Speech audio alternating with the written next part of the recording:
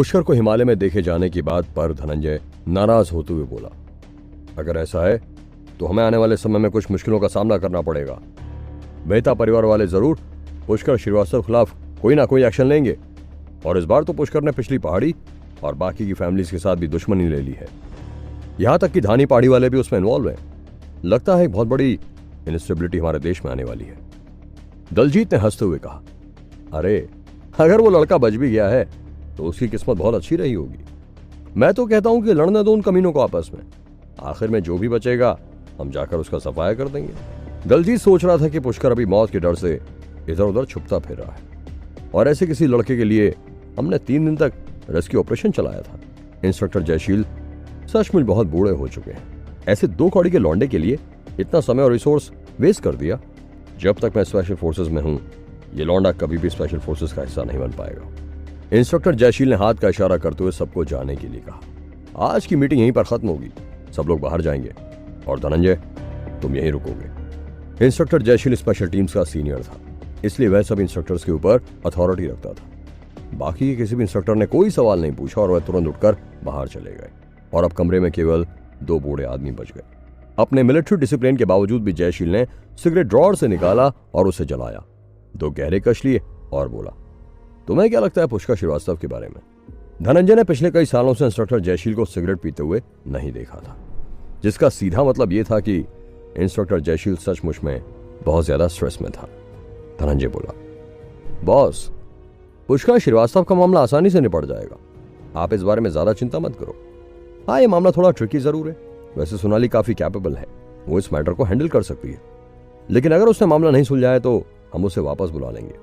वैसे भी वह बहुत लंबे समय से आलस दिखा रही है। बूढ़े इंस्ट्रक्टर जयशील के चेहरे पर एक मुस्कुराहट छा गई। वो पहले तो थोड़ी देर हैरान हुआ, लेकिन फिर एक गहरी आवाज में बोला, मैं पुष्कर श्रीवास्तव को अपनी स्पेशल टीम के चीफ इंस्ट्रक्टर के तौर पर हायर करना चाहता हूँ। धनंजय को लगा कि शायद इंस्ट्रक्टर जयशील पुष्कर को कैप्टन की पोस्ट के लिए हायर करना चाहता होगा, इसलिए वह बोला, मैंने भी ऐसे ही कुछ सोचा था। क्या क्या कहा आपने, चीफ इंस्ट्रक्टर? धनंजय हैरान था कि अचानक ही पुष्कर को इतनी बड़ी पोस्ट क्यों दी जा रही थी।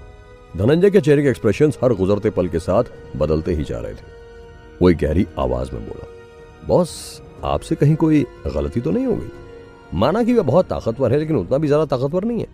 पुष्कर तो अभी 18 साल का भी नहीं हुआ है, तो वो हमारा इंस्ट्रक्टर कैसे बन सकता है? और सबसे बड़ी बात, अगर वो यहां आएगा तो आप क्या करोगे? हर कोई स्पेशल ऑपरेशन टीम में बूढ़े जयशील को बॉस कहकर बुलाता था। उसका एक रीजन था। पहला रीजन तो यह था कि जयशील और उसके सीनियर ने मिलकर ही इस स्पेशल ऑपरेशन ब्रिगेड को तैयार किया था। जयशील के अचीवमेंट्स की वजह से ही आज स्पेशल फोर्सेस की टीम इतनी ऊंचाई तक पहुंची थी। उसके सीनियर ने रूल सेट कर दिया था कि स्पेशल फोर्सेस टीम के चीफ इंस्ट्रक्टर की पोस्ट एक बहुत ही पावरफुल पोस्ट होगी, जो कि सीधे सेंट्रल कमांडर इन चीफ के अंडर में आएगी और बाकी के सभी आर्मी के कमांडर से ऊपर होगी। इसलिए जयशील का सीनियर नहीं चाहता था कि ऐसी पावरफुल पोस्ट पर एक ही आदमी बहुत लंबे समय तक रहे, नहीं तो स्पेशल फोर्सेस टीम केवल एक आदमी की स्पेशल टीम बनकर रह जाती। जयशील कुछ समय के लिए चीफ इंस्ट्रक्टर की पोजीशन पर रहने वाला था, लेकिन हर कोई जानता था कि अब जयशील बहुत ज्यादा बूढ़ा हो चुका था और अब वो इंस्ट्रक्टर बनने के लिए फिट नहीं था। और तो और बूढ़े जयशील ने हमेशा से कागजी और कानूनी कार्रवाइयों पर ज्यादा ध्यान नहीं दिया था, जिसकी वजह से वह खुद कभी भी पर्सनली टीम मेंबर्स को ट्रेनिंग नहीं दे सकता था। बूढ़े जयशील ने एक दुखी एक्सप्रेशन के साथ कहा, पिछले कई सालों में मैंने कई इंस्ट्रक्टर्स को बार बार बदला, लेकिन हमारे टीम मेंबर्स की कॉम्बैट स्किल्स धीरे धीरे कमी होती गई। हमें एक बहुत ही ताकतवर फाइटर को इस पोजीशन के लिए हायर करना होगा, नहीं तो हमारी स्पेशल फोर्सेस की टीम केवल नाम की रह जाएगी। और इसका सबसे बड़ा एग्जाम्पल यह है कि भैरव टूर्नामेंट में हमारी स्पेशल टीम वालों ने मेहता परिवार जैसे लोगों के लिए सारे रूल्स तोड़ डाले, जिससे साफ पता चलता है कि हमारी टीम बहुत बड़े खतरे में है। जयशील ने अपनी पूरी जिंदगी स्पेशल फोर्सेस के नाम कर दी थी और उसने स्पेशल फोर्सेस को जन्म से लेकर उनके बढ़ने तक देखा था, लेकिन बूढ़ा जयशील नहीं चाहता था कि वह उसी स्पेशल फोर्सेस को बर्बाद होते हुए देखे। धनंजय जानता था कि पुष्कर बहुत ताकतवर था, लेकिन उसे कभी भी यह नहीं लगा कि पुष्कर कुछ अलग ही लेवल का ताकतवर इंसान था। इसलिए वह बोला, भले हम किसी ताकतवर फाइटर को हायर करना चाहते हैं, लेकिन इसका मतलब यह नहीं कि हम पुष्कर को हायर कर लें। जयशील गहरी आवाज में बोला, पुष्कर की सारी डिटेल्स मैंने चेक कर ली हैं। वो अपने हाथों में आसमान की बिजली पकड़ सकता है। वो दिल्ली शहर का सबसे बड़ा डॉन बन गया है। उसने अकेले अपने दम पर हाफिज ने गैंग वालों को तबाह कर डाला। इस बार उसने भैरव टूर्नामेंट में सभी लोगों की तलवार को कंट्रोल करके दिखाया और आखिरकार सर्वेश मेहता को भी मार डाला, वो भी सबके सामने। उसके बाद पुष्कर उस गहरीली बर्फीली ठंडी खाई में गिर पड़ा जिसे फॉरबिडन एरिया माना जाता है। उसके बावजूद भी वो वहां से जिंदा वापस लौट आया। यहाँ तक कि पिछले कुछ समय में तुम्हारी स्पेशल टीम के लोग जो अच्छा परफॉर्म कर रहे हैं, वो भी सिर्फ इसलिए कि वो लोग उसकी बनाई हुई खास दवाइयां ले रहे हैं। इस सबसे क्या साबित होता है? धनंजय ने कहा। साबित करने को क्या है? धनंजय सोच रहा था कि इस सबसे केवल यही साबित होता है कि पुष्कर ताकतवर इंसान है। इसके अलावा और साबित करने के लिए क्या है? जयशील ने कहा। पुष्कर अभी 18 साल से भी कम उम्र का है। क्या तुम अंदाजा लगा सकते हो कि अगले 10 साल में वह किस लेवल पर होगा? वो हमारे देश के लिए एक ट्रेजर है। अगर वह अपनी ताकतों में से कुछ ताकत हमारी स्पेशल फोर्सेस को दे सके तो हमारी फोर्सेस वाकई में स्पेशल हो जाएगी। हमारी स्पेशल फोर्सेस को उसके जैसे टैलेंटेड लोगों की जरूरत है। हमें किसी भी तरीके से अपनी स्पेशल फोर्सेस टीम का लोगो उसके ऊपर लगाना ही होगा।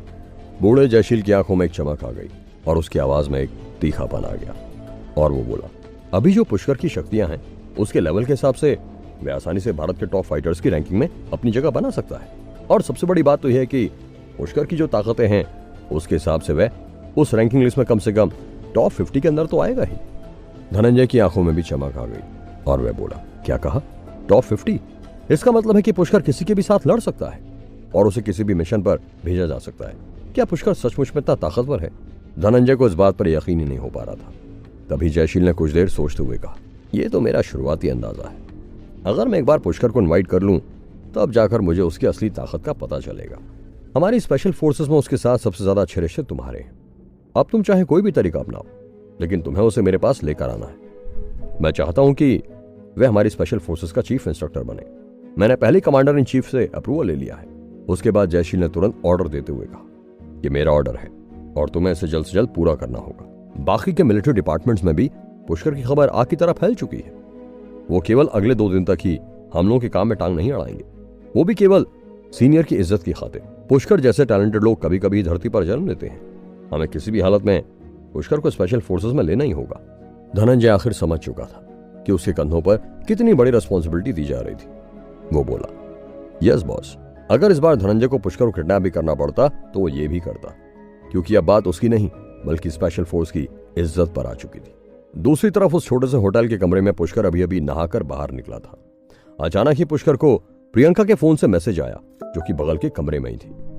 पुष्कर को प्रियंका का ऑरा इस कमरे से ही महसूस हो रहा था। पुष्कर ने सोचा, न जाने प्रियंका क्या कर रही होगी।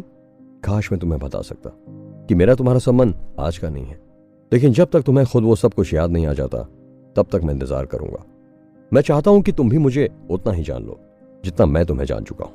हमारा राब्ता इस जन्म का नहीं बल्कि पिछले जन्म का है, और जिस दिन तुम पूरा सच जान लोगी उस दिन प्रियंका, मैं और तुम पूरी तरह से एक हो जाएंगे। फिर पुष्कर ने जल्दी से मैसेज खोला। प्रियंका ने मैसेज भेजा था, क्या तुम सो गए हो?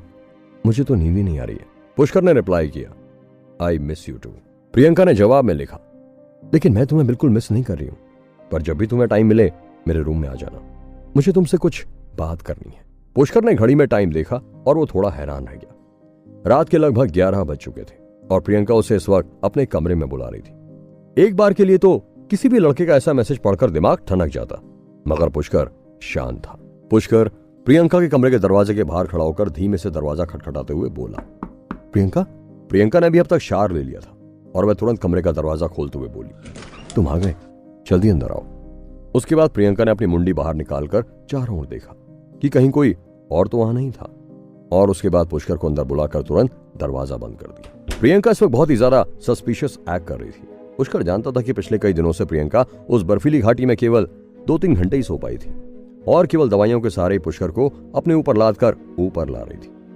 इसलिए पुष्कर बोला, तुमने मुझे रात के वक्त इसलिए फोन किया है ना, क्योंकि तुम अजीब से एनवायरमेंट में सो नहीं पा रही हो, और वैसे भी इतने खतरनाक एनवायरमेंट में इतना दिन गुजारना बहुत मुश्किल काम रहा होगा। पुष्कर जानता था कि ऐसे हॉस्टाइल एनवायरमेंट में किसी भी इंसान की स्पिरिट बहुत ज्यादा टॉर्चर हो जाती होगी। प्रियंका ने शर्माते हुए कहा, हाँ थोड़ा थोड़ा। उसके बाद प्रियंका तुरंत जमीन पर बैठ गई और अपने शरीर के चारों तरफ उसने अपना कंबल ओढ़ लिया। यह बहुत ही छोटा होटल था और बेड के किनारे एक चेयर लगी हुई थी, लेकिन पुष्कर ने चेयर को इग्नोर करते हुए सीधे जमीन पर बैठने का फैसला किया। प्रियंका ने पुष्कर को थोड़ी देर घूरते हुए देखा और सोचने लगी, ये लड़का आखिरकार है क्या चीज? अगर इसे बिस्तर पर नहीं बैठना था तो बगल में कुर्सी भी तो रखी हुई थी ना, वहीं बैठ जाता। मेरे पास यहाँ नीचे क्यों आया है? पुष्कर मुस्कुराया। उसने प्रियंका के नजदीक जाने की भी कोशिश नहीं की। वैसे भी पुष्कर जानता था कि प्रियंका ने अगर उसे फोन करके बुलाया है तो जरूर कुछ बात हुई होगी। पुष्कर प्रियंका के खूबसूरत चेहरे को देखते हुए बोला, नींद न आने के अलावा ये और भी कोई बात है? तुम मुझसे कुछ भी कह सकती हो, जो भी कहना हो बोल दो। प्रियंका ने अपना खूबसूरत चेहरा अपने कंबल में छुपा लिया और फिर धीमे से फुसफुसाती हुई आवाज में बोली, मेरी बॉडी में एक जगह है जहां मुझे दर्द हो रहा है। क्या धनंजय पुष्कर को स्पेशल फोर्सेस ज्वाइन करने के लिए मना पाएगा? आखिर प्रियंका को किस तरह का दर्द हो रहा है? जानने के लिए सुनते रहिए ये एक्साइटिंग कहानी सिर्फ पॉकेट एफएम पर।